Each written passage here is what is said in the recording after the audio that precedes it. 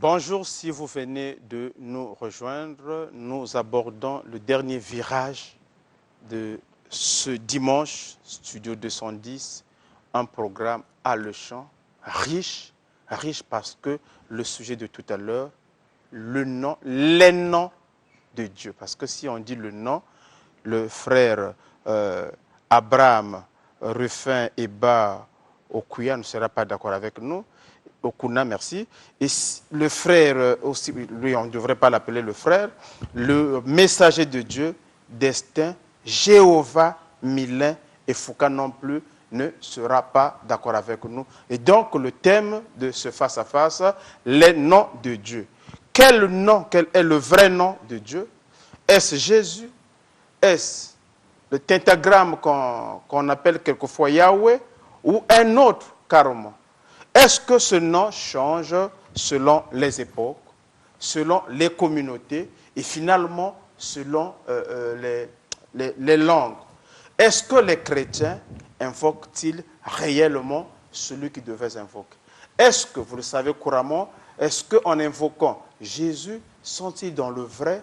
Est-ce que cela n'a pas des conséquences? Vous comprenez que c'est autour de toutes ces interrogations que ce face-à-face entre le frère Abraham qui est à gauche, donc à votre droite, et le messager qui est créateur du mouvement yaïsme, le frère Destin. Ils vont nous le dire. Le frère Destin, vous disiez ici dimanche dernier que Yahweh, le Dieu, devrait s'appeler Para, Yah. Vous avez 3 minutes pour vous expliquer.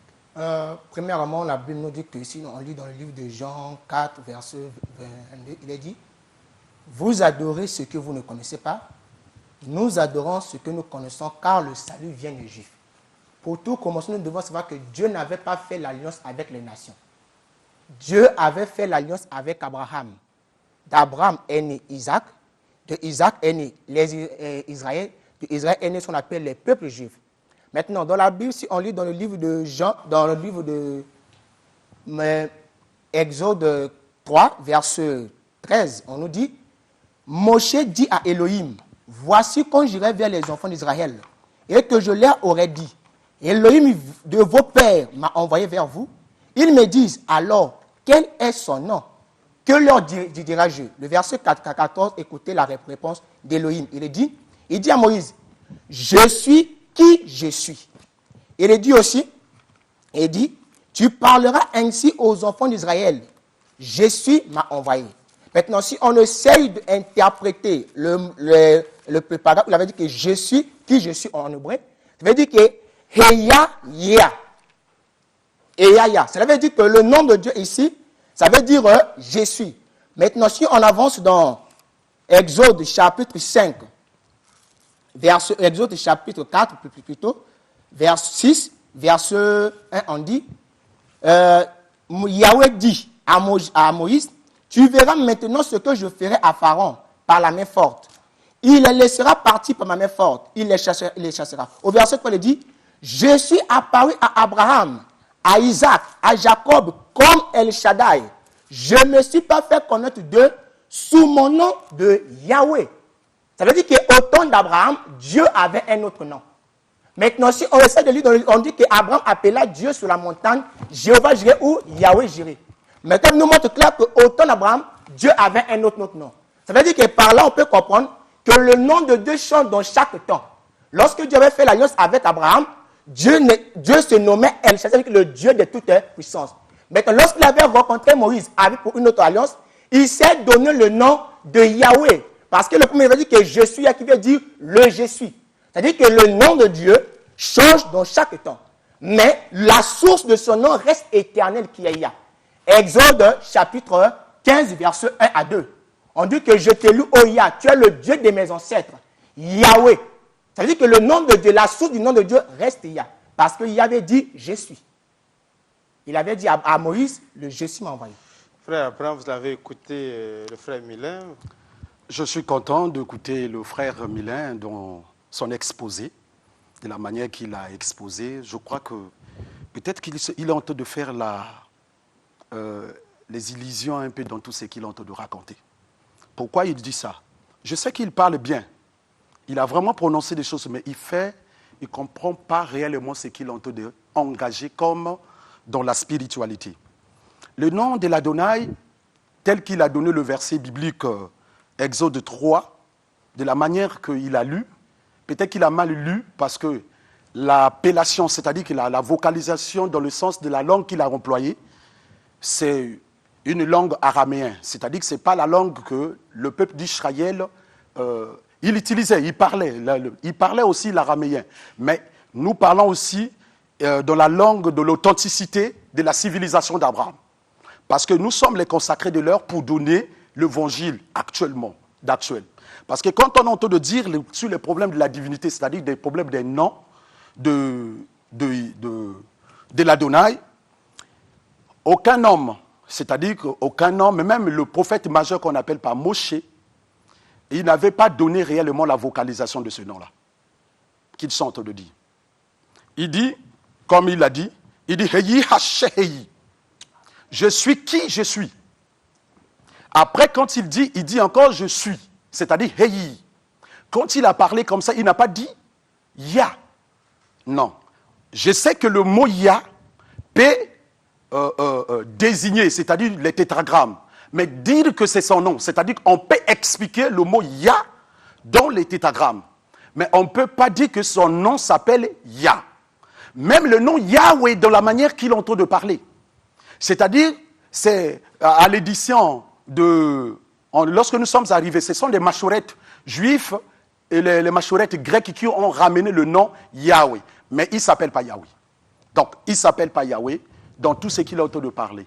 Mais il ne s'appelle pas Yahweh. Il ne s'appelle pas aussi Yah. Le mot Yah, c'est un diminutif. C'est-à-dire que c'est le diminutif du tétragramme. Mais il ne s'appelle pas Yah.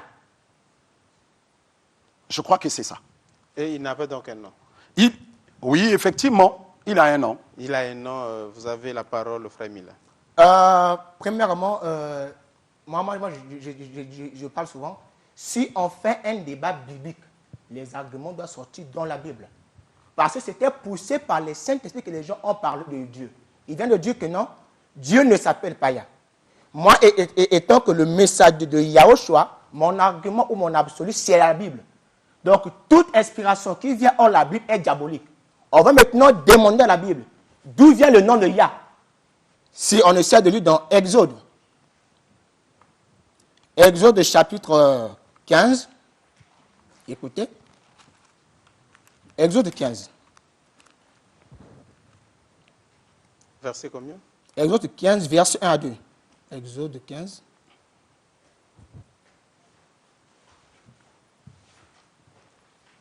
Exode 15. Allez-y, on vous écoute, frère Milin. Voilà. Exode chapitre 15. Il est dit, verset 1 à 2. Alors Moshe et les enfants d'Israël chantaient ce cantique à Yahweh. En bref, lorsqu'on voit le tétragramme YHW, dans la Bible, le tétragramme HWH vient en hébreu Awa, qui veut dire le devenir. Maintenant, par exemple, la lettre Y en hébreu, c'est-à-dire le Yod, typifie Yah. C'est-à-dire que je suis le devenir. C'était la signification que le Dieu Yahweh avait donnée à Moïse, que nous appelons aujourd'hui Yahweh. Maintenant, si on descend dans le verset 2, il est dit, Yah est ma force et ma musique. Il est devenu mon salut, mon aile. Je lui dresserai un tabernacle. C'est l'Élohim de mon père, je l'exacterai. Ici, c'est Moïse qui parle. Maintenant, si on prend le livre de Psaume, il est dit, le livre de Psaume, la Bible est claire. Psaume. Voilà. Psaume chapitre 68, il est dit. Psaume 68. Alléluia. Bien plutôt, Psaume 68, attendez. Psaume 68. Voilà. Psaume 68, verset 5. Chantez à Elohim, célébrez son nom, exaltez celui qui est monté à cheval par les rugissants arides. Son nom est Yah. Réjouissez-vous dans sa présence. Si quelqu'un contredit cette écriture, il est possédé par un démon. Donc son nom est Yah. Yah. Écrit dans la Bible. Yah, ce n'est plus votre temps de parole, frère Abraham. Mais pour je sais compliquer pas. les choses, il a dit son nom est Yah. Vous n'avez pas été capable de nommer ce créateur. Je sais ce qu'il est en train de dire. Ah bon, Parce qu'il ne comprend pas ce qu'il est en train de parler. Je n'ai pas dit ici que le Yah n'existe pas, c'est-à-dire que c'est le diminutif de tétragramme. Parce que le nom là était un nom imprononçable. C'est-à-dire imprononçable. Seuls les sacrificateurs qui connaissaient la prononciation du nom. Mais ce n'était pas livré à tout le monde. Mais vous êtes un sacrificateur, frère. Je suis en train de venir. Donc c'est pour dire, s'il parle de Yah, le Yah était utilisé plus dans le chant. C'est-à-dire, on utilisait cela dans les débuts de chant. Mais ce n'est pas dans la prière. C'est-à-dire qu'on peut expliquer à une personne. C'est-à-dire que c'est comme on explique. Quand on parle, on ne peut pas invoquer le diminutif. On ne peut pas invoquer le diminutif. Lui, quand il entend de Dieu, on explique, on désigne. Même si vous voyez les Yah, les noms des apôtres, des prophètes de l'époque, ils portaient les Yah. Mais ça ne dit pas que c'est-à-dire que c'est le but de la mission. C'est-à-dire pour montrer aux hommes la mission que le prophète a apportée. Mais dire que le nom de l'Adonai s'appelle Yah, ou il s'appelle Yahweh, comme il s'appelle aussi Jéhovah, c'est un mensonge. Mais il s'appelle qui finalement? Je viens. On peut venir, c'est-à-dire que je ne peux pas, c'est-à-dire que moi je ne peux pas le prononcer, mais c'est lui qui va prononcer. Réellement, si c'est le nom là, il s'appelle Yah comme il entend de dire. Or, ce nom n'est jamais été le nom Yah qu'il entend de dire, c'est pas un nom. Je dis bien, c'est pas un nom. C'est quelque chose qu'on entend de désigner. C'est-à-dire, si je parle de quelque chose, c'est-à-dire, on désigne les noms là portés. Quand on donne l'exemple de Eliyahu, vous voyez qu'il y a le Yah qui est là, qui désigne la mission de ce prophète. Mais ça ne donne pas l'opportunité à une personne de dire que le créateur s'appelle Yah. Non. Même le peuple d'Israël n'a jamais appelé l'Adonai par le Yah. Non. Mais il l'appelait C'est par pas le- aussi le nom de la prière. Et quand vous priez en tant que sacrificateur, vous utilisez quel nom dans votre prière? Dans la prière, il n'y a qu'un seul nom. C'est lequel? Nous connaissons, c'est Yeshua. Yeshua. Voilà. Donc, c'est-à-dire que si je peux appeler cela, donc, si je prends la vocalisation, le son guttural le son guttural hébreu, on lit Yeshua. Yeshua. Yeshua. Et vous voyez, frère, le messager Milan, vous avez inventé votre mot parce que finalement, frère Abraham me dit c'est Yeshua. Totalement, c'est faux. Parce que Yeshua qu'ils disent, on ne veut dire salut. Maintenant, lorsque l'ange avait rencontré Marie, si on parle dans Matthieu 1, verset 21 à 22, on dit, tu enfanteras un fils.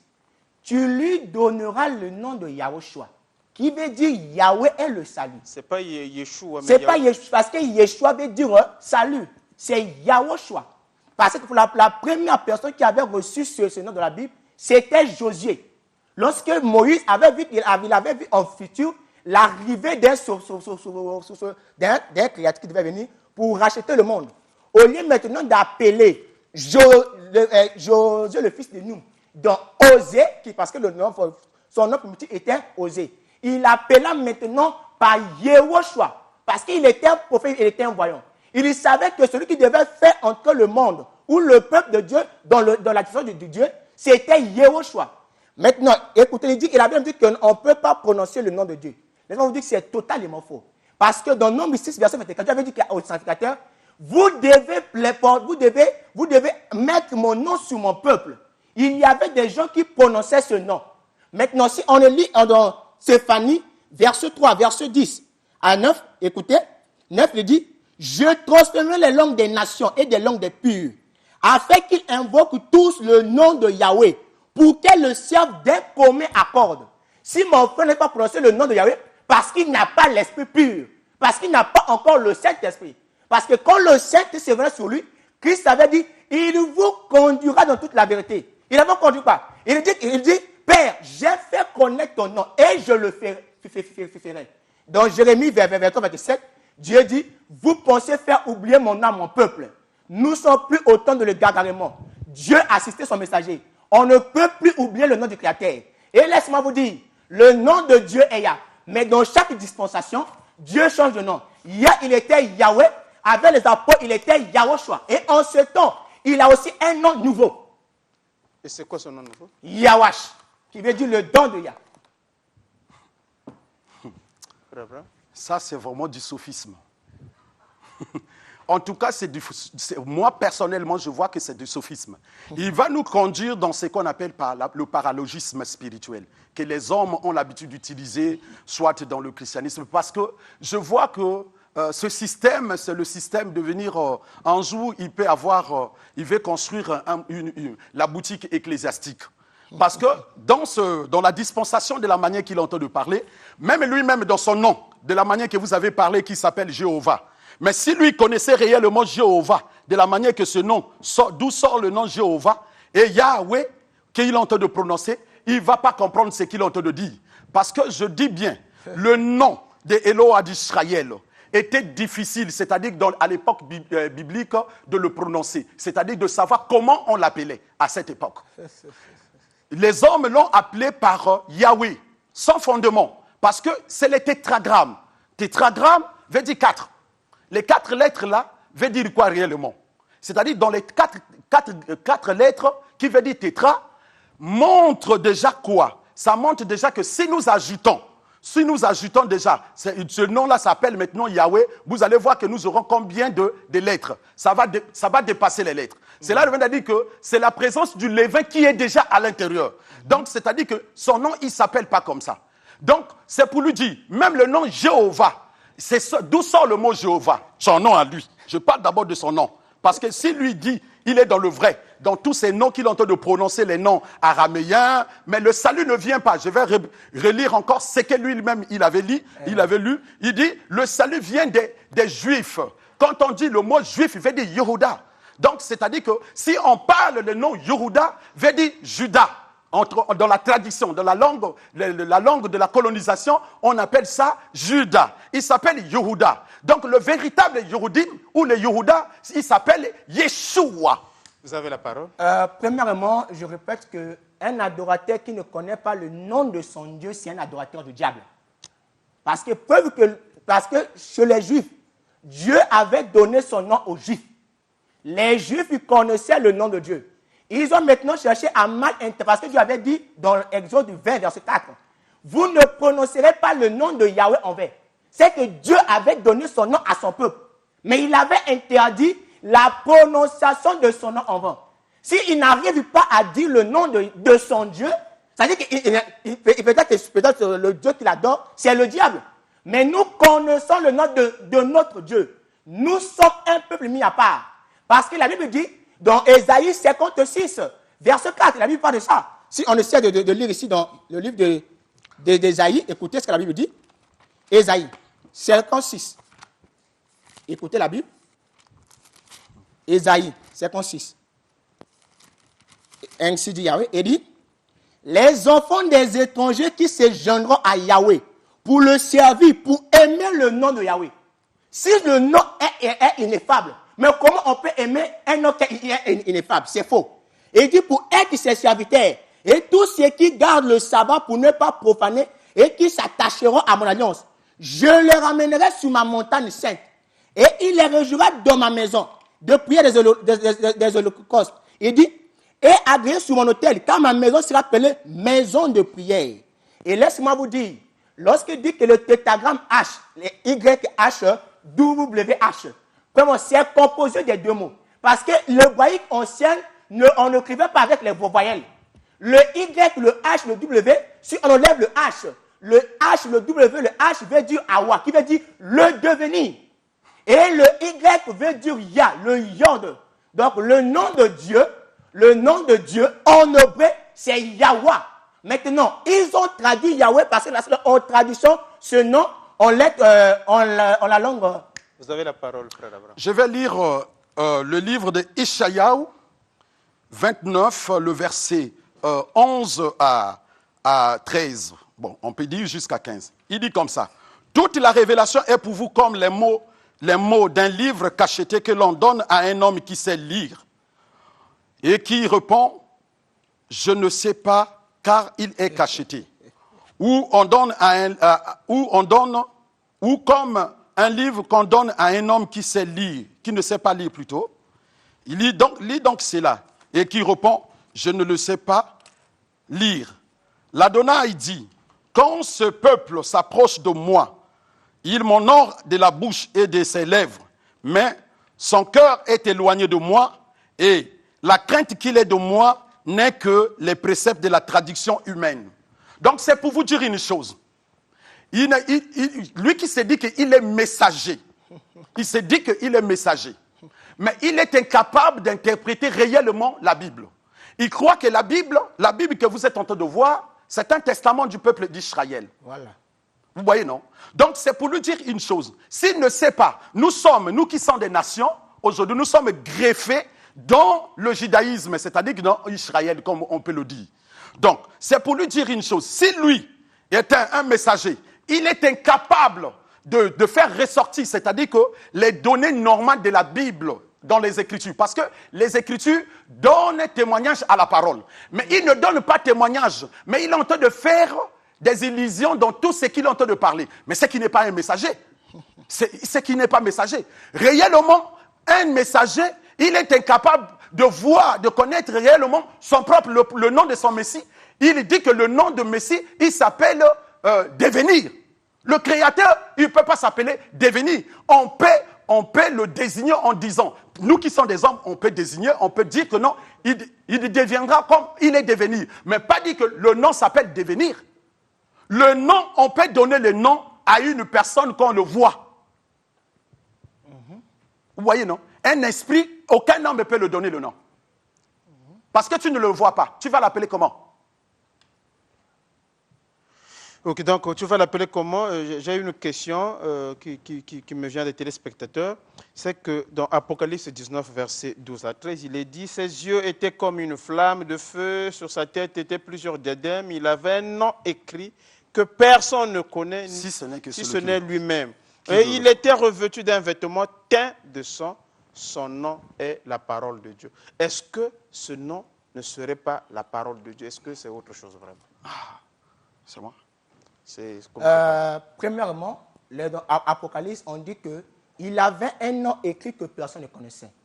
D'abord, le nom dont tu parles défini, ça peut être l'autorité ou la nature. Dieu a une nature secrète que nul ne sait. Il se révèle à une fois. Par exemple, on dit qu'il est le Dieu qui se cache.